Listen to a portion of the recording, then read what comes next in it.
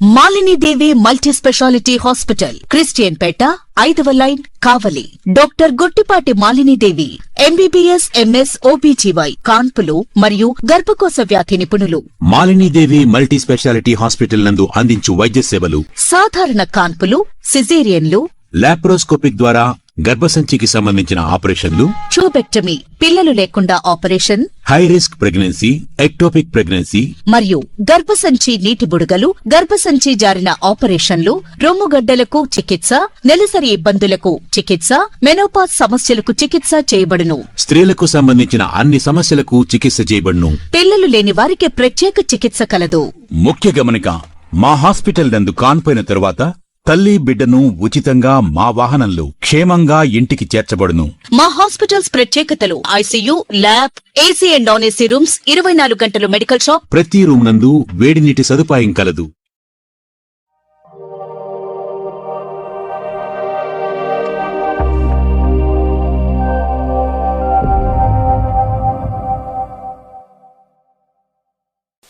Welcome to CMD news. నా పేరు కామాక్షి. ముందుగా నేటి వార్తా విశేషాలు.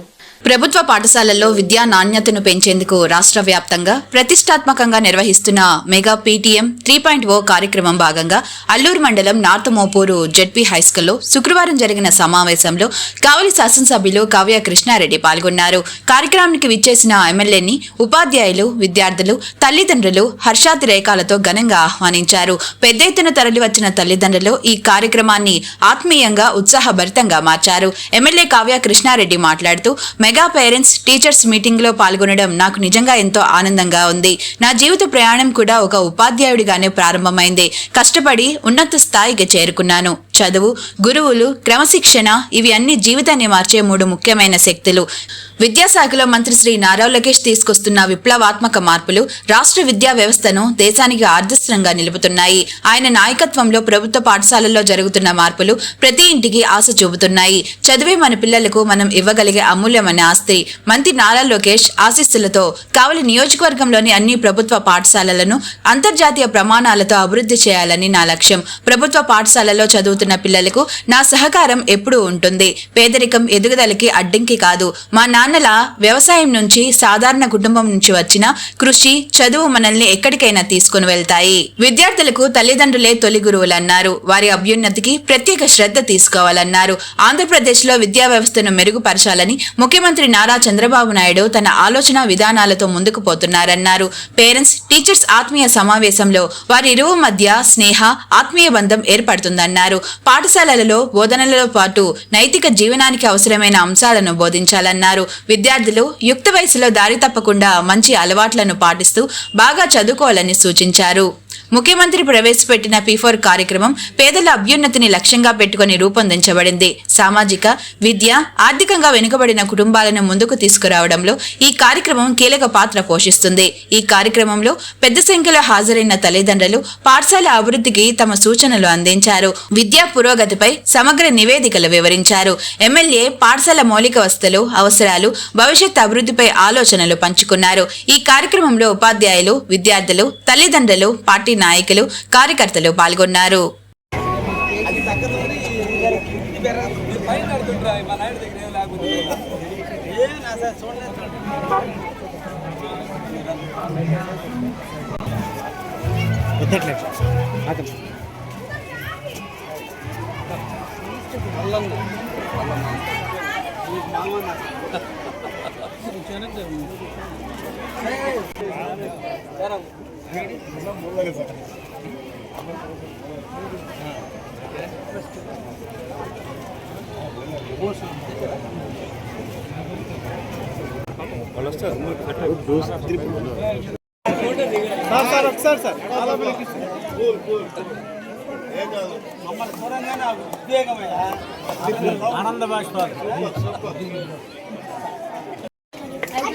మీరు కూడా ఉదయం నుంచి వెయిట్ చేయడం, ఎందుకంటే సభలు తొందరగా ముగిద్దామని నేను కలెక్టర్ గారే మాట్లాడాలనుకున్నాను.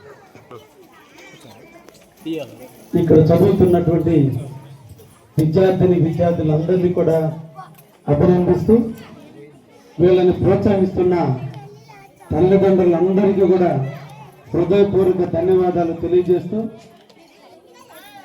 కావలి పట్టణంలో ఉన్నటువంటి హై స్కూల్స్లో పెద్ద హై స్కూల్ వెంగళరావు నగర్. మీకు అందరికీ తెలిసి ఇక్కడ పేరెంట్స్ అందరికి కూడా వెంగళరావు నగరు, ఇందిరం నగరు, బాలకృష్ణ నగరు ఇవన్నీ కూడా నాకు ఇష్టమైన ప్రాంతాలు.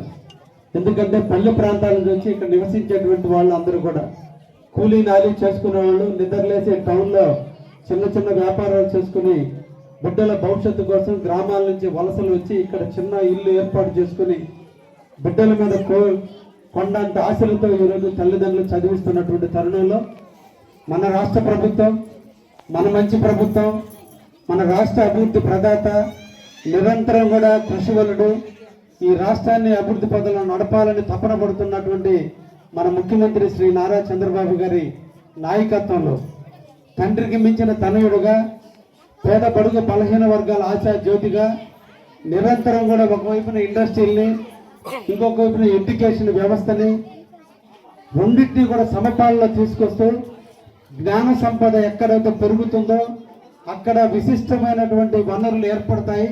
ఆ జ్ఞాన సంపద మన బిడ్డల రూపంలో చూసుకోవాలని నిరంతరం కూడా తపన పడుతూ ఈరోజు విద్యా వ్యవస్థలో సమూలమైనటువంటి మార్పులు దిశగా అడుగులిడుతున్న తరుణంలో ఆంధ్రప్రదేశ్లో నూతన విద్యా విధానాన్ని ప్రవేశపెట్టి ఈ రోజున తల్లుల్ని, తండ్రుల్ని, బిడ్డల్ని, ఉపాధ్యాయుల్ని ముగ్గురిని కూడా ఒకే తాటి మీద తీసుకొచ్చి ఉదయం నుంచి సాయంత్రం వరకు కూడా మీ బిడ్డల భవిష్యత్తు ఎలా ఉందో గురువులతో మాట్లాడేటట్టుగా చేస్తూ ఈ రోజున ఈ కార్యక్రమం నిర్వహిస్తున్న తరుణంలో మన వెంగళరావు నగర్ అదృష్టం, ఈ ప్రాంతానికి మన కలెక్టర్ గారు హిమాన్సు శుక్లా గారు వచ్చినందుకు వారికి నిలువెత్తిన అభినందనలు తెలియజేస్తున్నా.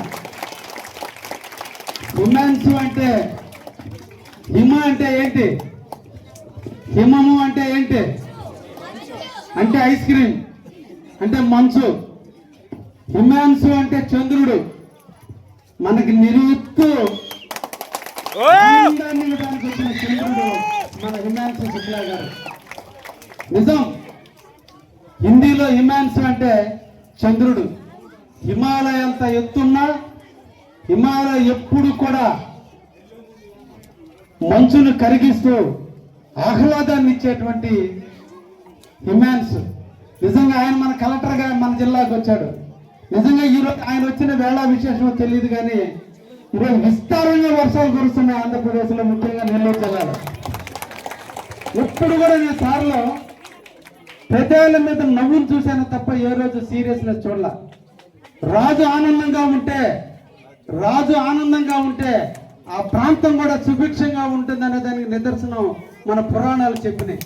నిజంగా ఈరోజు నేను కలెక్టర్ గారితో నాకు తక్కువ పరిచయం, కానీ ఈరోజు మన ప్రాంతం మీద, మన కావలి మీద, మన కావలి నియోజకవర్గం మీద, మన ప్రాంత అభివృద్ధి మీద ఒకవైపున దామారం ఎయిర్పోర్టు, ఇంకొక వైపున ఈరోజు ఇండస్ట్రియల్ సెజ్, బీపీసీఎల్ ఫ్యాక్టరీ కోసం ఇప్పుడే సారు ఇంకా మనందరం భోజనం చేశారు. మీరు అందరూ ఇంకా సారు భోజనం కూడా చేయాల. అది ఆయన కట్టించిన దీక్ష. ఈరోజు మనందరినీ ఆనందింపజేయడానికి, మనందరం మన బిడ్డల భవిష్యత్తు కోసం ఈ ప్రాంతంలో ఇండస్ట్రీలు విపరీతంగా వస్తే ఇక్కడ ప్రాంతంలో చదువుకున్న పిల్లలకి అందరూ కూడా భవిష్యత్తు మారిపోతుంది, ఇక్కడే ఉద్యోగాలు వస్తాయని ఈరోజు నిరంతరం కూడా మన ప్రాంత అభివృద్ధికి పనిచేస్తున్నందుకు కలెక్టర్ గారికి నిజంగా ధన్యవాదాలు తెలియజేస్తూ, మీ పేర్లోనే ఉంది చల్లదనం. ఆ చల్లని చూపును, ఆ చల్లదనం ఎప్పుడు మా కావలి మీద నిండుగా కురిపించాలని నా మనసారా కోరుకుంటూ ఇప్పుడే అడిగా, సార్ పెద్దవాళ్ళు వస్తూ ఉత్తి చేతులతో రాకూడదు అంటారు, ఇక్కడ పోతా ఏమి ఇచ్చిపోతామంటే ఈ స్థలానికి 10 లక్షల రూపాయలు నేను ఇస్తానని ఇప్పుడే సార్ చెప్పారు. అందుకని మనం వారికి ధన్యవాదాలు చెప్పాలి. అదే ఆయన పేరులోనే ఉంది. అదేవిధంగా కరుణ కూడా ఇచ్చాడు. డిఎంఎఫ్టీ నుంచి నేను ఎక్కువ ఇవ్వలేను కానీ 10 lakhs ఇస్తా అన్నాడు. 10 lakhs చాలు సార్, దాంతోనే మేము అవసరమైతే మా డబ్బులు కూడా వెచ్చించానా, మా పిల్లల కోరికలు తీరద్దాం సార్ అని చెప్పి అడిగినప్పుడు ఆయనకి ఇచ్చినందుకు ప్రత్యేకంగా ధన్యవాదాలు తెలియజేస్తున్నా. ఇకపోతే విద్యార్థులారా, తల్లిదండ్రులారా, ఒక్కసారి ఆలోచించండి. ఈరోజు రాష్ట్ర ప్రభుత్వం యువ నాయకుడైన లోకేష్ గారి ఆధ్వర్యంలో ఎడ్యుకేషన్ వ్యవస్థలో సమూలమైన మార్పులు తీసుకొస్తున్నటువంటి తరుణంలో మీ బిడ్డలు ఏ ఆలోచనతో ఉన్నారు, క్లాస్ రూమ్ లో ఎలా ప్రవర్తిస్తున్నారు, గురువుల ఎడలు ఎలా ఉన్నారు, ఫ్రెండ్స్ తో ఎలా మెలుగుతున్నారు, అందరితో ఎలా తిరుగుతున్నాడు. కౌమార్యమైనటువంటి దశలో 11 సంవత్సరాలు 5వ తరగతి పూర్తయిందంటే 10 సంవత్సరాలు పూర్తయింది. ఇప్పుడు అంతా కూడా 6 నుంచి 10వ తరగతి మధ్యలో ఉన్నారు. వీళ్ళందరూ కూడా 11 సంవత్సరాల వయసు పైబడి 16 సంవత్సరాల వయసు లోపల ఉన్నటువంటి విద్యార్థుల యొక్క ఆలోచనలు, తండ్రి కంటే నేనే తెలివిగలవాడిని, నాకు అన్నీ తెలుసు, వాళ్ళకేమీ తెలియదు అన్నటువంటి కౌమారమైన దశలో ఉన్నటువంటి మీ బిడ్డలు క్లాస్ రూమ్ లో ఎలా ప్రవర్తిస్తున్నారో తెలుసుకోవాల్సిన బాధ్యత తల్లిదండ్రులకు ఉంది. కాబట్టి అదేవిధంగా క్లాస్ రూమ్ లో పాఠాలు చెప్పే గురువులు క్లాస్ రూమ్ లో 50 మంది ఉంటే 50 మందికి 30 మంది కంటే 30 మందికి పాఠాలు చెప్పే తరుణంలో పిల్లలు ఎలా ప్రవర్తిస్తున్నారో, ఇళ్ల దగ్గర ఎలా ప్రవర్తిస్తున్నారో తెలుసుకోలేనటువంటి గురువులు ఉన్నటువంటి సందర్భంలో గురువుల్ని తండ్రులను అందరిని ఒక దగ్గర తీసుకొచ్చి బిడ్డ ఇంటి దగ్గర ఎలా ప్రవర్తిస్తున్నాడు, లేదా క్లాస్ రూమ్ లో ఎలా ప్రవర్తిస్తున్నాడో తల్లిదండ్రులకు తెలియాలి.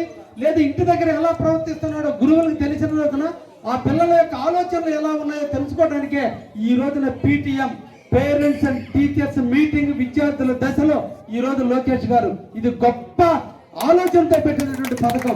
బహుశా ఎక్కడా లేదు. మనం లక్షలు ఖర్చు పెట్టి మన బిడ్డలను చదివించి ప్రైవేట్ స్కూల్లో చేర్చినా ప్రైవేట్ స్కూల్ యాజమాన్యం కూడా ఏ రోజున టీచర్స్ ని పేరెంట్స్ ని కూర్చోబెట్టి పిల్లల భవిష్యత్తు కోసం, ఎందుకంటే పిల్లలు ఇప్పుడిప్పుడే చిగురిస్తున్నారు. ఈ చిగురించే దశలో ఎన్నో కళలు కంటున్నారు, ఎన్నో ఆలోచనలతో ముందుకు పోతున్నారు. ఒకరు కలెక్టర్ కావాలంటారు, ఒకరు IPS కావాలంటారు, ఒకరు ఇంజనీర్ కావాలంటారు, ఒకరు యాక్టర్ కావాలంటారు, ఒకరు టీచర్ కావాలంటారు, ఒకరు పోలీసు, రకరకాల ఆలోచనలు. బాడీ లాంగ్వేజ్ ని బట్టి వాడికే వాడు ఒక ఆలోచన వస్తుంది. ఎస్, నా జీవితంలో ఏదో ఒక రోజున నేను ఒక ఉన్నత స్థాయికి రావడం కోసం నేను టీచర్ అవుదాం, లేదా ఇంజనీర్ అవుదాం, డాక్టర్ అవుదాం కలగనేటువంటి వయసు ఇది. ఈ వయసులో తల్లిదండ్రులకి గురువులకి మధ్య కోఆర్డినేషన్ ఉండాలి. ఈ బిడ్డ జీవితం ఎలా ఉందనే దానికి తల్లి తండ్రి తెలుసుకున్న రోజున ఆ బిడ్డలు ఉన్నతమైన స్థాయికి ఎదగడానికి ఒక ప్లాట్ఫామ్ ఏర్పాటు చేయడానికి అవకాశం ఉంటుంది. కాబట్టి ఈ రోజు పేరెంట్స్ టీచర్స్ మీటింగ్ ని ఏర్పాటు చేయడం జరిగింది. ఇక్కడ ఉన్నటువంటి విద్యార్థులందరినీ కూడా మిమ్మల్ని కోరుకుంటున్నా, తల్లిదండ్రులందరినీ కూడా కోరుకుంటున్నా, సంవత్సరానికి ఒక్కసారి మనం ఈ పథక ఆలోచనలతో సంవత్సరానికి 2 సార్లు పేరెంట్స్ మీటింగ్ పెడుతున్నారు. దయించి తల్లిదండ్రులారా, మీరు పడే కష్టం మా బిడ్డలు పడకూడదు, జీవితంలో ఉన్నతమైన స్థాయికి రావాలని కళ్ళకని మనం ఎండనగా వాననగా ఎక్కడంటే అక్కడ పని చేస్తూ చిన్న పని కానించి పెద్ద పని కానీ కూలి పనులు కానించి చేసేది ఆ బిడ్డల భవిష్యత్తు కోసం. ఎలా ప్రవర్తిస్తున్నాడు, ఎలా ఉంటున్నాడు, పక్క వాళ్ళతో ఎలా ఉంటున్నాడు, అన్ని బాగుపడ్డా చెడిపోయిన ఈ ఇంటర్మీడియట్ వయసే. ఈ వయసులోనే మనం అందరం కూడా కాపలా గాయాల్సింది 21 సంవత్సరాల వయసు వచ్చేంత వరకు తండ్రులు బిడ్డల మీద ప్రేమ ఉండాలి. ప్రేమ పక్కనే అనుమానం ఉండాలి. ఎక్కడ ప్రేమ ఉందో అక్కడ అనుమానం ఉండాల్సిందే తండ్రులకి. ఎందుకంటే మన ప్రేమ వాళ్ళని గుడ్డి వాళ్ళుగా చేయకూడదు, చెడిపోయే పరిస్థితి రానియకూడదు. కాబట్టి ఎప్పుడు కూడా మనం నిఘా పెట్టుకోవాల్సిన అవసరం ఉంది. ఎందుకంటే చెడు అలవాట్లకు బానిస అయితే వాడి జీవితం నాశనం అవుతుంది. తర్వాత నువ్వు ఎన్ని కోట్లు ఖర్చు పెట్టి బాగు చేయాలన్నా వాడు బాగుపడడు. కాబట్టి తల్లిదండ్రులు ముఖ్యంగా 21 సంవత్సరం వచ్చేంత వరకు బిడ్డ మీద ఒక కన్ను వేసి పెట్టండి. అనుమానంగానే ప్రేమగా పెంచండి. కానీ దాని వయసు చెడ్డది కాబట్టి ఆ వయసులో చెడిపోకుండా ఒక కన్ను వేసి ఎప్పుడు నిఘా పెట్టాల్సినటువంటి బాధ్యత తల్లిదండ్రుల మీద ఉందనే విషయాన్ని కూడా మీకు తెలియజేస్తున్నా. అదేవిధంగా విద్యార్థులారా, ఈరోజు మిమ్మల్ని అందంగా అలంకరించి, ఈరోజు మేము మీకు మంచి బట్టలు ఇచ్చి, శుద్ధంగా తలదూపి, మంచిగా స్నానం చేపించి మీ తల్లిదండ్రులు క్లాసు రూమ్కి పంపిస్తున్నారంటే మీ తండ్రులు ఎంత మీ మీద నమ్మకాన్ని పెంచుకున్నారో మీరు కూడా ఆలోచించాలి. వాళ్ళకి జన్మనిచ్చారు, మీరేం రుణం తెచ్చుకుంటారు వాళ్ళకి. అందుకనే మన నుదుట రాత రాసింది బ్రహ్మ, కానీ మనకు జన్మనిచ్చింది తల్లి. మన కోసం ఎదుగుదల కోసం తప్పడపడేవాడు మన తండ్రి. అయిపోయింది వాళ్ళ కర్తవ్యం. మనకి జన్మనిచ్చేశారు, మనం ఎదగడానికి ఉపయోగపడుతున్నారు అంతే. కానీ మీ నుదుట రాతను మీ తల్లిదండ్రులు మార్చలేరు. మన నుదుట రాతను మనం మార్చుకోవాలి. నా జీవితంలో ఒక ఉన్నతమైన స్థాయికి రావాలని ఒక ఆలోచన మీద రావాలి. ఎక్కడ స్టెప్ ఉంటుందో అక్కడ సక్సెస్ ఉంటుంది. ఎక్కడ శ్రమ పడతామో అక్కడ మనకి విజయం దక్కుతుంది. ఆ విజయం కోసం కళలు కనాల్సిందే, ఆ కళను సాకారం చేసుకోవాల్సిందే, దానికోసం నిరంతరం కూడా కష్టపడాల్సిందే. విద్యార్థులలో ఒక్కసారి ఆలోచించండి. మీ వయసు ఇప్పుడు 11 సంవత్సరాలు 6వ తరగతి వాళ్ళకి, 10వ తరగతి వాళ్ళకి వస్తే మహా అంటే 15 సంవత్సరాలు. ఇంకా మీ మహా అంటే కష్టపడితే 10 ఏళ్ళు కష్టపడతారు మీరు అందరూ. 10 సంవత్సరాలు చీకటి నిర్మించండి. 10 సంవత్సరాలు అన్నిటికీ దూరంగా రండి. 10 సంవత్సరాలు పాఠ్య పుస్తకాలు, తల్లిదండ్రులు, గురువులు తప్ప మిగతా అలవాట్లన్నింటి పక్కన పెట్టండి. ఈ 10 సంవత్సరాల మీ కఠోర శ్రమ మీ జీవితంలో 60 సంవత్సరాల సుఖాన్ని ఇస్తుంది. ఈ 10 ఏళ్ళు మీ కష్టం 60 సంవత్సరాల సుఖానికి దారి తీస్తుంది. ఈ రోజు కాలి నడక నడిచే మీరు రేపు ఎక్కడికి పోవాలన్నా కారులో పోయే పరిస్థితి రావాలంటే ఈ 10 సంవత్సరాలు అలవాట్లకు దూరంగా, స్నేహితులకు దూరంగా, ఫ్రెండ్స్కి దూరంగా, సినిమాలకు దూరంగా 10 సంవత్సరాలు మీ జీవిత ఎయిమ్ ఒకటే గమ్యం పెట్టుకోండి. ఆ గమ్యం కోసం ఎదురు చూడండి. అదృష్టం అనేది ఎక్కడ దొరకదు. ఒక్కడే చూడండి. తల్లిదండ్రులకు 2 బిడ్డలుంటే ఒక బిడ్డ ఐఏఎస్ అవుతున్నాడు, ఒక బిడ్డ వ్యాపారస్తుడు అవుతున్నాడు. తల్లిదండ్రుల పెంపకంలో లోపం ఉందా? తల్లి ప్రేమలో లోపం ఉందా? లేదా పాఠాలు చెప్పిన గురువులో లోపం ఉందా? ఆలోచించే విధానంలో లోపం ఉంది. ఎప్పుడు కూడా కష్టాలు వస్తాయి. మన కళ్ళకి, మీ అందరి కళ్ళకి మీ శరీరంలో సగభాగమే మనకు కనిపించేది. కనిపించిన సగభాగం మన వెనకుంది. కాబట్టి జీవితంలో మీకు తెలిసి కానీ తెలియక కానీ ఇబ్బందులు వస్తాయి, కష్టాలు వస్తాయి, మోసపోవడం జరుగుతుంది, ఓడిపోవడం జరుగుతుంది, నాశనం అవ్వడం జరుగుతుంది. ఎక్కడ పడ్డాం అక్కడ లేచి నిలబడటానికి నేర్చుకోవాలి. కష్టాలు వచ్చినప్పుడే ధైర్యాన్ని నింపుకోవాలి. ఇబ్బందులు వచ్చినప్పుడే మనం ధైర్యంగా నిలబడాలి. మనం కష్టం వచ్చిన రోజు మన శత్రువులు ఆనందిస్తారు. కష్టం వచ్చిన రోజు శత్రువులు ఆనందిస్తారు, మిత్రులు చెయ్యెట్టి నిలబడతారు. కానీ మన తల్లిదండ్రులు ఉన్నారే, వాళ్ళు కళ్ళమ్మడి నీళ్లు కనిపించకుండా పక్కకు పోయి ఏడుస్తారు. అది వాళ్ళకి మనకిచ్చిన జన్మ. వాళ్ళ రుణం మనం తీర్చుకోవాలి. వాళ్ళ రుణం మనం తీర్చుకోవాలి. ఎలా తీర్చుకోవాలంటే, పుట్టినరోజు తల్లి సంతోషించింది, ఎదిగే కొద్ది తండ్రి సంతోషిస్తున్నాడు. రేపు సమాజం మిమ్మల్ని చూసి సంతోషించాలి. శభాషాన్ని బిడ్డ మగోడా, నీ కూతురు ప్రయోజకురాలేదని నీ తల్లి తండ్రిని ఈ ప్రాంతం పొగిడిన రోజు, నీ తల్లి తండ్రి నిన్ను ముద్దాడిన రోజు, అది నిజమైన మన జన్మకి సార్థకత. ఎందుకు పుట్టాడురా అని అనిపించుకోకూడదు. మగవాడిని పుట్టించాడని తండ్రి అనాలి. మంచి కూతుర్ని కన్నాన్ని తల్లి గర్వపడాలి. ఊరంతా ఆనందించే రోజే మనం ఆ తల్లిదండ్రులకి ఇచ్చే రుణం తీర్చుకున్నట్టు. అటువంటి జన్మను మనం సాధించాలి. అది సాధించాలంటే ఊరికినే రాదు, కఠోర శ్రమ రావాలి. ఎప్పుడు కూడా నిరాశ చెందకూడదు. అదృష్టం అనేది డిక్షనరీలో అర్థమే లేదు. మనం నిర్ణయించుకునే నిర్ణయాలను బట్టే ఎప్పుడు కూడా మన జీవితం ఉంటుంది. ఒక మేలుమైన బంగారం, ఆడవాళ్ళకి అందరికీ ఇష్టమైనటువంటి బంగారం, మగవాళ్ళంతా ప్రీతిపాత్రలుగా చూసేటువంటి బంగారం కూడా ఒక మట్టిలో పుట్టింది మనలాగే. మలినమైనటువంటి మట్టిని తీసుకొచ్చి సాధన చేస్తే కొన్ని వందల లక్షల ఉలి దెబ్బలు తగిలితే, కొన్ని సంబిట పోట్లు తగిలితే ఆ బంగారం కూడా ఒక మంచి ఆభరణం అయింది. మనందరి మెడలో ఆభరణంగా తయారైంది. మనం కూడా ఒక ఆభరణంగా తయారైతే దెబ్బలు తగులుతాయి, విమర్శలు ఉంటాయి, ద్వేషాలు ఉంటాయి, ఈర్ష్యలు ఉంటాయి. అన్నిటినీ అధిగమించి మనం ముందుకు పోగలిగితే మనం ఒక ఆభరణంగా తయారవుతాం. ఆ ఆభరణంగా తయారు కావడం కోసం మీరు నిరంతరం కష్టపడాలనే ఈరోజు ఈ రాష్ట్ర ప్రభుత్వం మన కోసం. మీరు ఒక్కసారి పిల్లలు ఆలోచించాలి. మీరు ప్రైవేట్ స్కూల్లో చేస్తే ఫీజులు కట్టి చదివించాలి. గవర్నమెంట్ వీళ్ళందరికీ జీతాలు ఇచ్చి, బహుశా ఈ స్కూల్లో నెలకి 15 నుంచి 20 లక్షలు జీతాలు ఇస్తున్నారు మీకోసం టీచర్స్. అంటే సంవత్సరానికి ₹1 కోటి మిమ్మల్ని చదివించడానికి ప్రభుత్వం ఇక్కడ జీతాలు ఇస్తుంది. మీరందరూ చదువుకోవాలి, ప్రయోజకులు కావాలి, మీ తల్లిదండ్రులు పడే కష్టానికి తోడుగా ఉండాలి అని మన రాష్ట్ర ప్రభుత్వం ఒక్కొక్క విద్యార్థి అకౌంట్కి, తల్లి అకౌంట్కి 15,000 రూపాయలు ఇస్తున్నారు. మీ తల్లుల అకౌంట్లో 13,000 రూపాయలు ఇచ్చారు.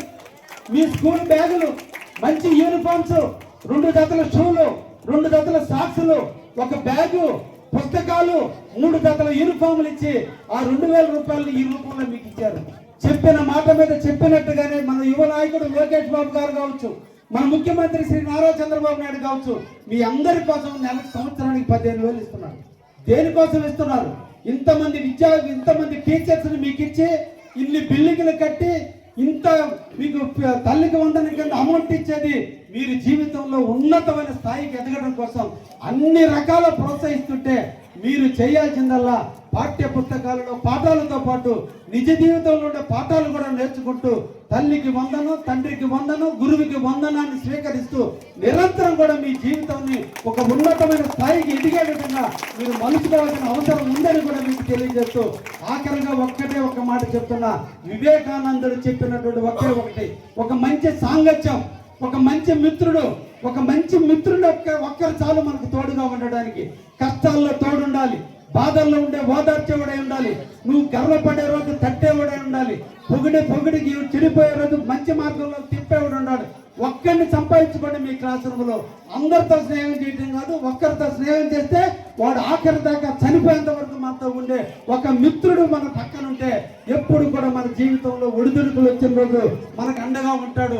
అన్ని విధాలుగా ఉండడం కోసం మీరు తప్పకుండా ఒక మంచి మిత్రుడు పొందండి అని చెప్పి ఈ సందర్భంగా మీకు తెలియజేస్తూ, మీ అందరి జీవితాలు ఒక నీటి బొట్టుతో పోలిస్తే, మీ నీటి బొట్టుతో పోలిస్తే మీ అందరి జీవితాలు మీరందరూ కూడా ఒక నీటి బొట్టులాగా భావిస్తే, ఆ నీటి బొట్టు మంచి దగ్గర పడితే ఎలా ఉంటుంది, చెడిపోయేవాడి దగ్గర ఎలా పడుతుంది అంటే, ఒక మంచి మండు టెండలో ఒక రాయి మీద నీటి బొట్టు పడితే, సలసలలాగే రాయి మీద నీటి బొట్టు పడితే ఆ నీటి బొట్టు విత్-ఇన్ ద సెకండ్లో ఆవిరైపోతుంది. అంటే ఆ జీవితానికి అర్థం లేకుండా పోయింది. అదే ఒక నీటి బొట్టు అంకురించేటువంటి ఒక చెట్టు మొదట్లో పడితే, ఒక మొక్క మొదట్లో పడితే ఆ నీటి బిందువు వల్ల ఆ చెట్టు మానవుతుంది, పూలు ఇస్తుంది, ఫలాలు ఇస్తుంది, నీడలు ఇస్తుంది, ఆకులు ఇస్తుంది. అదే నీటి బొట్టు ఒక సముద్రంలో ఉండేటువంటి పనికిరాని నీళ్ళల్లో, ఉప్పు నీళ్ళల్లో ఉండే ముత్యపు చెప్పలో పడితే అది ఒక ముత్యం అవుతుంది, అది ఒక ఆభరణంగా తయారవుతుంది, మనందరి తల్లుల మెడలో పెట్టుకునే ఆభరణంగా తయారవుతుంది. అంటే మీ జీవితం కూడా మంచివాడితో చేరితే ముత్యపు చెప్పలాగా ఎదుగుతారు, మంచివాడితో కాకుంటే సలసల సాగే రాయి మీద పడితే ఎలా చెడిపోతారో అలా చెడిపోతారు. కాబట్టి మంచి వాళ్ళతో స్నేహం చేయండి, ప్రతి సమస్యని తల్లిదండ్రులతో పాలు పంచుకోండి. క్లాస్ రూమ్ లో జరిగిన ప్రతి విషయాన్ని కూడా తల్లిదండ్రులకు కంప్లైంట్ రూపంలో కాకుండా మంచిగా చెప్పండి. తల్లిదండ్రుల యొక్క ఆలోచనలు మీరు తీసుకోండి, గురువులు చెప్పిన పాఠాలు శ్రద్ధగా వినండి, గురువులతో ఆప్యాయంగా పలకరించండి. క్లాస్ రూమ్కి వచ్చినప్పుడు గురువుకి కాళ్ళకి నమస్కరించండి. ఇళ్ళ కాడ రోజు స్కూల్కి వచ్చేటప్పుడు తల్లికి తండ్రికి వంగి నమస్కరించరండి. ఆ నమస్కారంలోనే మీ సంస్కారం వస్తుంది, ఆ సంస్కారంలోనే మీ జీవితానికి ఒక నాంది పలుకుతుందని తెలియజేస్తూ, ఇక్కడ ఉన్నటువంటి విద్యార్థులు తల్లిదండ్రులు అందరినీ కూడా అభినందిస్తూ, ఈ మంచి ప్రభుత్వం నిరంతరం కోసం మీ బిడ్డల కోసం కష్టపడుతుంది, మేమందరం కూడా కష్టపడుతున్నాం. కాబట్టి మీరు మీ బిడ్డల్ని మంచి ఉజ్వలమైన భవిష్యత్తు ఉండేటట్టుగా పిల్లల్ని ఏదో ఒక పండగకో, పెళ్లిళ్ళకో, కర్మంతరాలకో, లేదంటే ఏదైనా శుభకార్యం జరిగితే క్లాసులకు డుమ్మా కొట్టేటట్టు కాకుండా వాళ్ళ జీవితానికి మనం దారులు వేయాలి తప్ప వాళ్ళ జీవితానికి అడ్డుకట్టేయకుండా ఉండాలంటే నిరంతరం క్లాస్ రూమ్కి పిల్లల్ని పంపించండి, సాకులు చెప్పకుండా. ఈ సందర్భంగా తల్లిదండ్రులు కూడా వేడుకుంటూ ఒక మంచి కార్యక్రమంలో పాల్గొనుకునే అవకాశం కల్పించినటువంటి ప్రధాన ఉపాధ్యాయులకి, ఎంఈఓ గారికి ధన్యవాదాలు తెలియజేస్తూ, నిజంగా కలెక్టర్ గారి ఆశీస్సులు మాకు కావాలి మీద ఎప్పుడు మెండుగా ఉంటాయని ఆశిస్తూ సెలవు తీసుకుంటాం. Thank you very much. ఇప్పుడు ఆర్డీఓ గారికి, ఎంఈఓ గారికి, హెచ్ఎం గారికి, ఎస్ఎంసి చైర్మన్ గారికి, వేదిక పైన అందరికీ నా నమస్కారం. మీడియా మిత్రులకి, ఈరోజు వచ్చిన తల్లిదండ్రులకి అండ్ ముఖ్యమైన స్టూడెంట్స్కి నా నమస్కారం.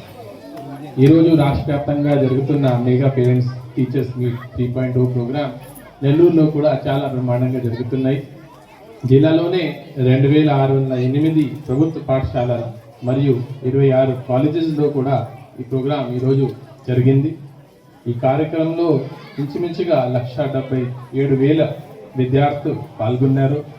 దీంతో పాటు 10,000 పైన ఉపాధ్యాయులు, 53,000 ఎస్ఎంసి సభ్యులు అండ్ దీంతో పాటు చాలామంది ఆల్మోస్ట్ 50,000 పైన ప్రజాప్రతినిధులు కూడా పాల్గొనడం జరిగింది. ఇప్పుడే ఈ రిపోర్ట్ నాకు చేరింది.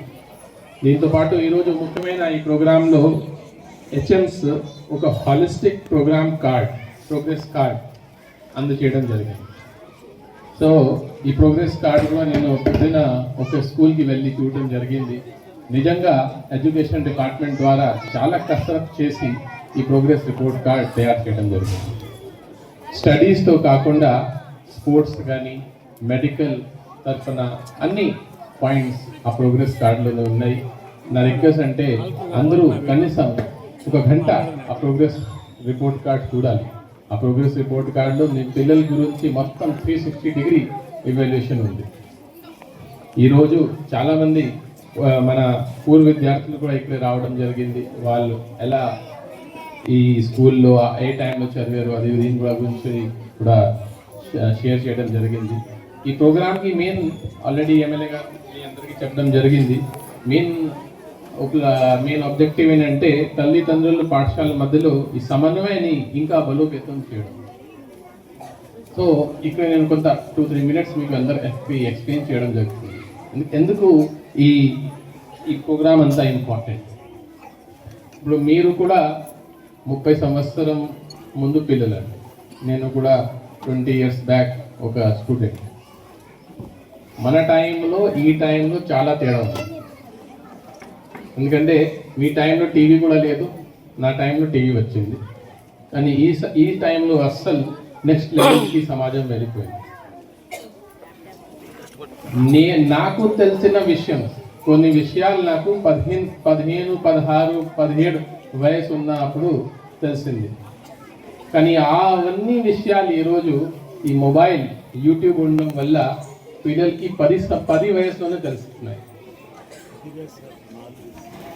ఎందుకంటే యూట్యూబ్ ఓపెన్ చేస్తే అది వయసు చూడరు, అన్ని కంటెంట్ అందరికీ అవైలబుల్గా ఉన్నాయి.